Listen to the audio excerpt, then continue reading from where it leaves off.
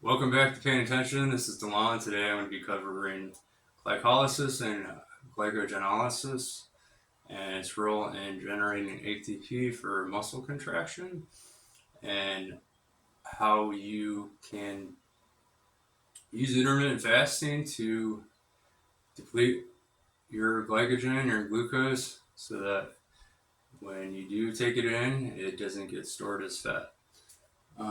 So with any digestive process, it has to go through your digestive system, and once it does that, it enters your bloodstream through the basolateral membrane and its epithelial tissue. And after it does that, it is converted into glucose.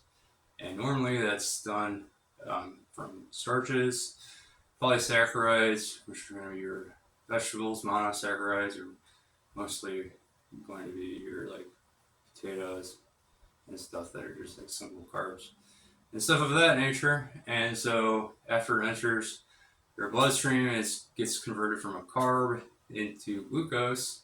It is going to homeostatically seek out tissues and cellular organisms that require glucose based on their signals, which is anything that's not hepatic or isn't your liver is going to be your GLUT4 transporter, and then if it is the liver, it will be known as your GLUT2 transporter. And so basically, I'm just going to talk about the main action or the phosphorylation of that downwards regulation of glucose here, and how you can use your fasting or feed cycle to maintain euglycemia and not have that glucose stored as fat after it's already filled up those skeletal glycogen components. And so after that happens, it goes through your GLUT4 transporter, and then it gets immediately phosphorylated into glucose 6 phosphate. And glucose 6 phosphate is one of the more important steps in the glycolytic process, in the sense that through glucose 6 phosphate, depending on the kinase activity, it either gets stored as glycogen or it gets, if we're going downstream here, it gets converted to fructose 6 phosphate. And so that is going to be largely dependent on if you are in a fast or feed cycle.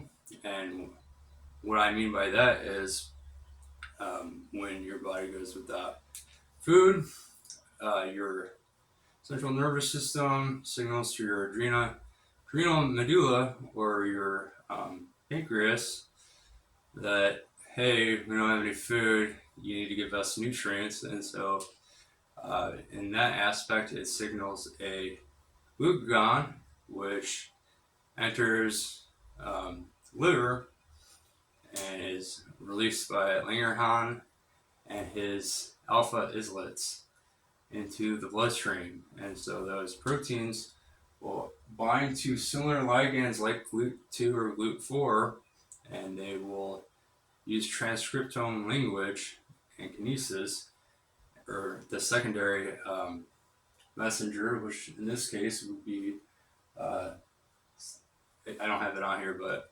adenyl cyclase, and then after that would be cyclic adenosine monophosphate, and then your kinase would be pKa, and that would tell your cell that it is in a fasting environment. So then it would start taking molecules and moving them upstream, and these arrows would be pointing up.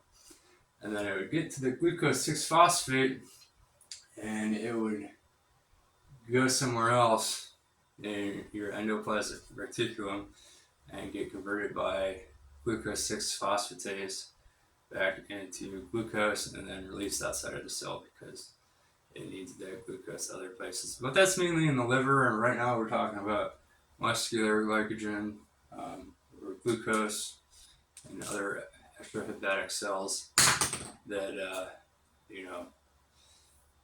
need the glucose. So after it gets converted from glucose, it goes to glucose 6 phosphate, then fructose 6 phosphate, and then fructose 1 6 phosphate, and then pyruvate. And then after it's turned into pyruvate, it can either go two ways, but for glycolysis and that's its purposes, the pyruvate just enters into the mitochondria through its membrane, because it generates a lot of oxygen and it can't really be anywhere else.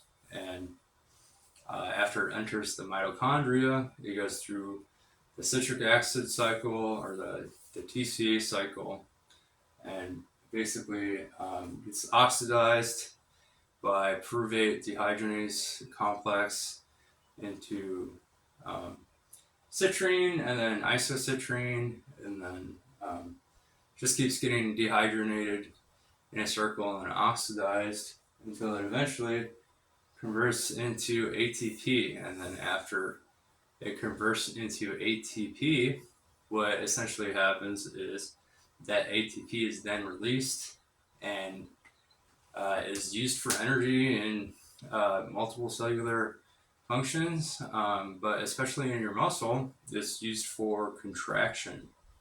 And the way that it does that is those ATPs, along with or your adenosine triphosphates, along with calcium that is also released, are going to signal to your actin and your myoactin, right over here, right in your sacromere or sarcomere, to basically come together or contract.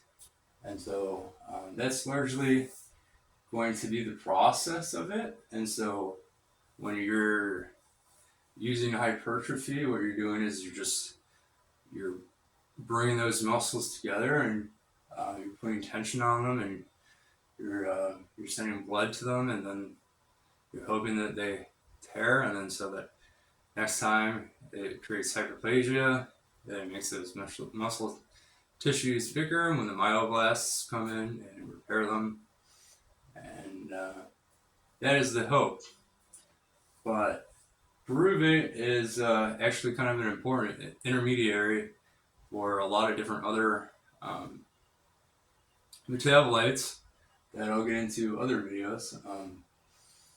But right now, I'm just going to talk about it in a sense for glucogenolysis.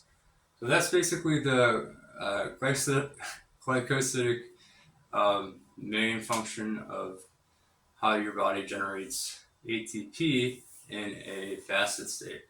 Well, what if you're not in a fasted state? Well, then you're in a feeding state. And so in a feeding state, instead of that CAMP signal and PKA signal getting liganded or sent to the ligand, you get your ACT signal, and then you get your glycogen synthase 3 or kinase signal, which basically inhibits glycogen phosphoryl from getting phosphorylated.